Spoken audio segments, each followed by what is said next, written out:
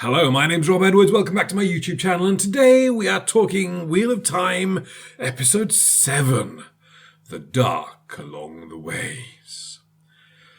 As is traditional, I will be taking seven images from the episode and talking about them. I will be avoiding book spoilers, but anything which has now been spoiled in the show, for example, the identity of the Dragon Reborn, is fair game, I think, at this point to talk about how that happens in the books.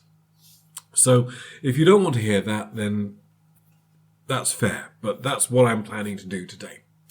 Actually, this episode, quite a difficult one to choose 7 images from.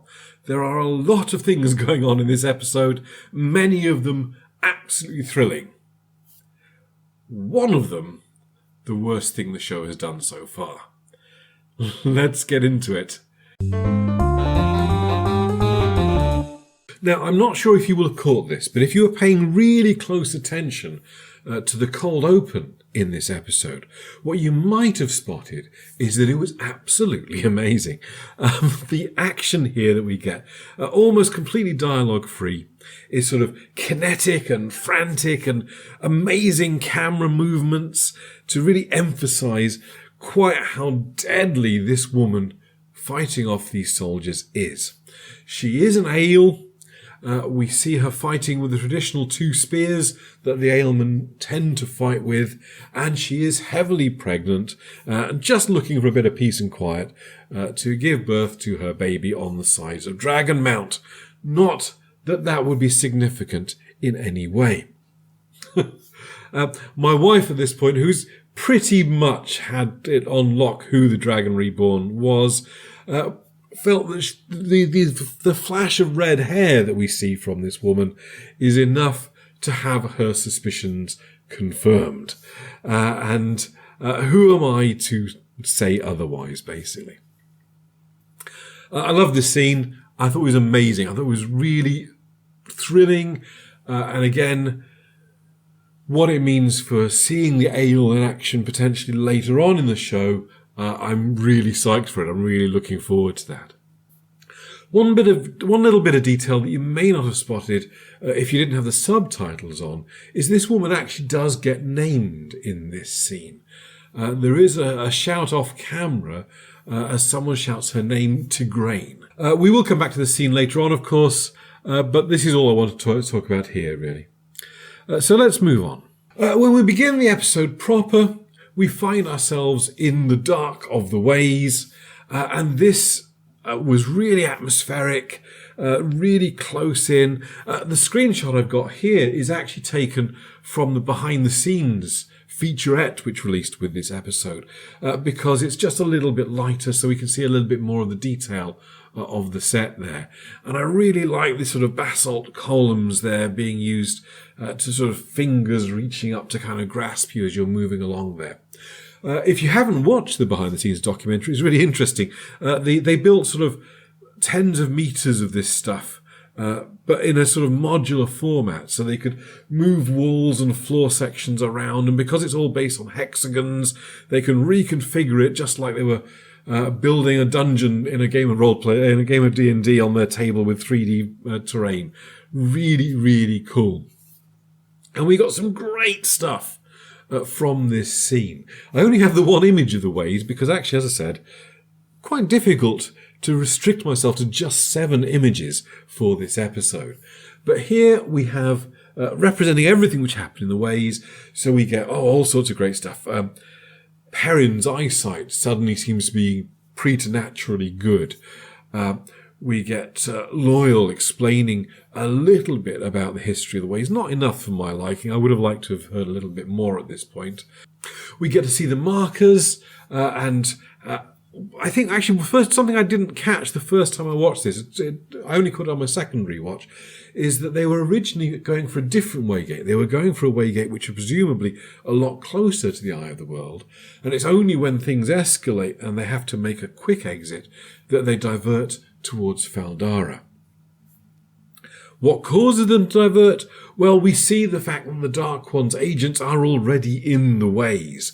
In a brief flash of lightning, we do catch a glimpse of Padan Fane, but more importantly, we see a Trolloc. And the response to the Trolloc by one or more people is to channel and cast the Trolloc off of the pathway into the bottomless void which surrounds it. But this use of the power is what summons the Black Wind, Machin Shin, to attack them, essentially. And we get a brief insight into what Machin Shin is doing in this show. It is playing on the different anxieties and fears of each of our characters to try and distract and upset them and presumably corrupt them, I guess, is what its long-term game is. It's really interesting, some of the stuff that we hear being whispered by the Black Wind to our cast here. Shame we don't hear anything about Loyal's fears, but really interesting the things we do get. One characters who I don't like, but we'll come back to that point later on. And it's also revealed later on that we don't necessarily hear everything that Machin Shin says to each of them. But really interesting what we do hear, really interesting the different reactions we get from that. I think it's fascinating that when they do actually get out of the ways, Moiraine says to them, ignore what it said, it's just playing in your fears, ignore what it said. But actually, she is just as guilty as the rest of them of listening to what Machin Shin was. The decision she makes at the end of the episode is clearly based on what Machin Shin said to her about, getting all of these people killed and calling it heroism. Of course, against that, we do have this really wonderful thing where Nynaeve does a Nynaeve, and when she is told that she can't possibly protect all these people, her immediate response is to go and protect all these people. She is able to channel and create this sort of bubble of force field of Saidar around them, and that gives Moiraine the time that she needs to open the way gates and get out. Two other things just to say about the ways, just while we're on the subject. Firstly, we do get a little bit of an explanation about why Moiraine is okay with leaving Mat behind, despite the fact that there is a 20% chance that Mat is the dragon, because she says, essentially, he's already corrupted, he's already been touched by darkness, and if we expose him to the Dark One at the Eye of the World, it could only go badly. I don't think this is necessarily fair to Mat, but at the end of the day, they are working with what they're working with here, with Barney Harris having left the show. So in those circumstances, I make a fairly good fist of it. We also, again, have the Waygate being opened by the channeling of the One Power.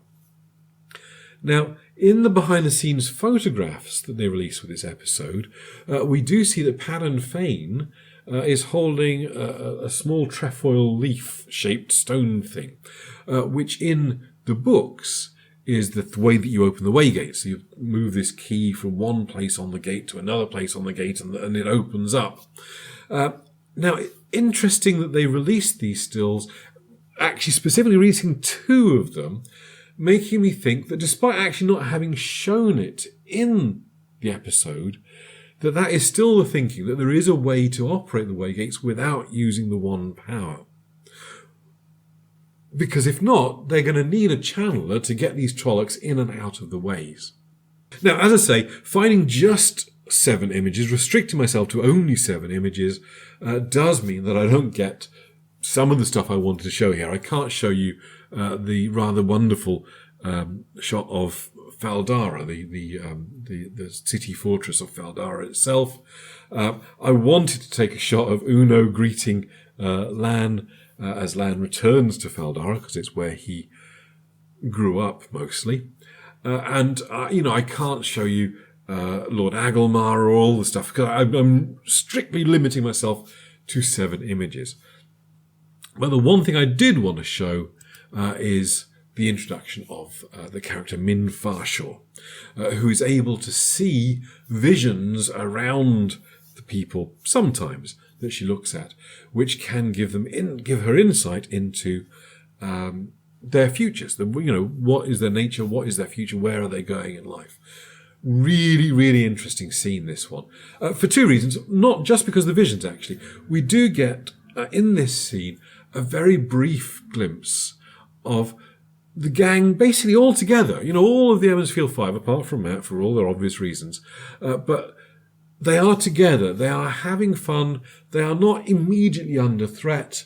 So we get some smiles, we get some laughter, and we get to see the bond between them. These four people so far away from where their home is, just kind of clinging to each other in the madness which is surrounding them. And I love that about that scene.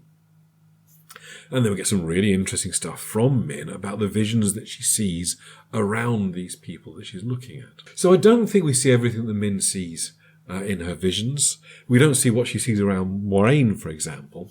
And I think they're doing what they did in the books here, where although Min doesn't always see a vision around a person, it's also true that when she does see a vision, she doesn't always know what it means. But if she does know what it means, that is pretty locked in. That's pretty certain. So she may not know what Perrin's golden eyes mean, but the fact that she's clear about it, the fact that it's a strong vision, means that is something which is pretty certain for Perrin going forwards. Now, she talks about things that she sees around 5 people, the 4 from Emmonsfield and Moiraine. 3 of those things are pretty clear what they indicate if you've read all of the books. 2 of those things are kind of new, not something that I recognise as being part of the book canon. Now that might be just changing things for the show. It might just be not understanding the visions in the context that they're coming from. These are things which are really interesting, and I'm fascinated to find out if these are foreshadowing more changes, or whether there's going to be a perspective shift, and what the visions show isn't literally what they mean. Very, very interesting going forwards. Okay, I can't not talk about this scene. After saying how wonderful it was to see the Emmonsfield Four together and bantering back and forth and having camaraderie, we then get this scene where Moiraine drops the bombshell. Basically, anyone who's not the dragon who goes to the Otherworld will die. And she puts this choice in front of them. Are they going to go? And there is some great characterful stuff here. There's some really stuff I really love in here. You get Egwene saying, look, this is just an extension of why we left the Two Rivers. We left the Two Rivers to protect our friends and family. If we go to the Otherworld, if we are able to stop the Dark One there, if one of us is the dragon and is able to stop the Dark One, sacrificing our own lives, that's just what we signed up for when we left the Two Rivers with Moiraine in the first place. And I really like that. It's a really characterful moment for her. We get Brand being protective and of Matt and his reputation, and I love that as well. But then we get the worst thing the show has done in the entire first season so far, the thing which I really, really hate. Genuinely, I was all in on this episode. I was invested. I was excited. All the stuff here was loving it. But there were 2 moments, both relating to the same thing, which really immediately took me out of the show. My disbelief was no longer suspended, and I was right back in the real world again. And that was Matt Shin talking to Perrin, and then here, Nynaeve blurting out how Perrin is interested in Egwene. And I do not understand why this was included. Some people argue there are hints of it in the books. I'm not sure that's really true. But even if it is, it was never overt. And again, some people say they've seen it in the show before now. And if it was so, it wasn't overt. And I have no problem with it. But bringing it out into the forefront here, having it be a major moment of melodrama and tension, no. It's pointless. It is brought up and resolved within 2 30-second conversations, basically. It is just a distraction from everything else going on in this episode. It wasn't necessary, unless they're going to revisit it, and I really don't want them to. So get it out of my show. Don't want it there. Worst thing that they have done through the entire season. So this is me just heart on sleeve. I'm not just going, yay, everything the show does is amazing, because this sucks. It really does. But that's not because I'm against romance in my show. Because the next high point for me, absolutely, is the interactions between Lan and Nynaeve in this episode. I loved all this stuff. Nynaeve getting to see Lan interacting with essentially his family, not his found family, the survivors of Malkir. And again, we get a moment where there is no immediate threat, where there's no immediate danger. The two of them can relax and just be together. And then they go back to their rooms in Faldara, and we get this sort of moment of will they, won't they? We think they're not going to. And then Nynaeve comes in, and we get this whole shipping resolution, I guess. Beautifully done. I love this scene. I thought it was fantastic. The chemistry between these two is amazing, and I genuinely love pretty much everything about this strand. And it is one of those things that's better than in the books. I'm still planning. I talked a couple of weeks ago about planning to do a 5 things the show has done better than the books video. I still want to do that, but I'm going to leave it till after the show is done, because there may be more stuff yet to come, which the show does better than the books. So I'm going to leave that until then. But we do get some history about Malkir and who Lan is, and what the title Daishan means, and I love all of that. And then, of course, I can't not talk about the reveal, the final reveal of who the Dragon Reborn is in the show, and that it is Rand. And we get a couple of really lovely scenes here. We get the 2 archery scenes where Rand is missing the target until he accepts who he is, and then starts hitting the bullseye. Which may be a reflection, by the way, of something in the books called the Flame and the Void. It's what Rand uses to become a better swordsman, to become a better archer, and in the future, useful to him using his channeling abilities as well. We do get some great flashbacks that I was really hoping we would see, particularly a flashback to Winter's Night, where Rand is carrying the injured Tam into town to try and find Nynaeve to get a healing, and Tam is blurting out, essentially, in his fever, the memory of finding baby Rand, or finding baby Rand's mother, helping her give birth. And then when she dies, Tam takes him away and lets him grow up in the 2 rivers.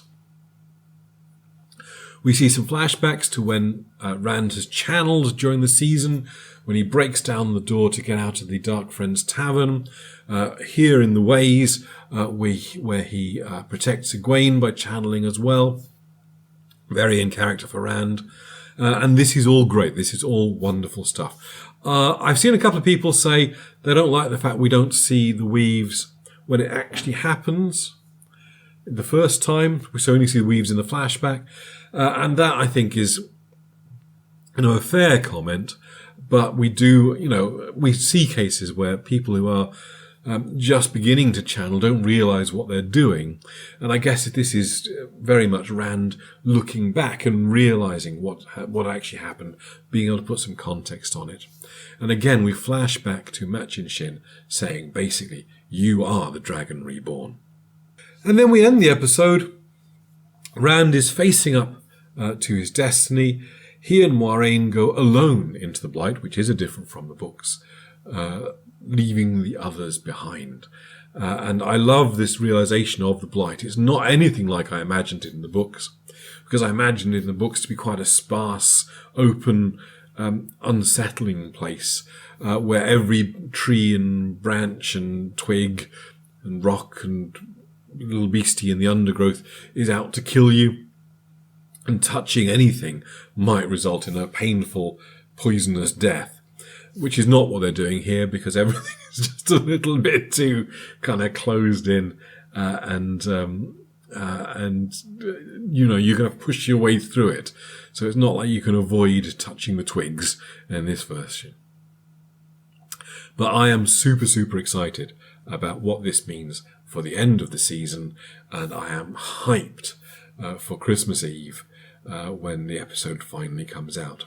I won't get to see it on Christmas Eve probably, because here in Finland, Christmas Eve is the big Christmas day. So I have a suspicion I'm not going to be able to get it to watch it until at least Christmas Day or Boxing Day.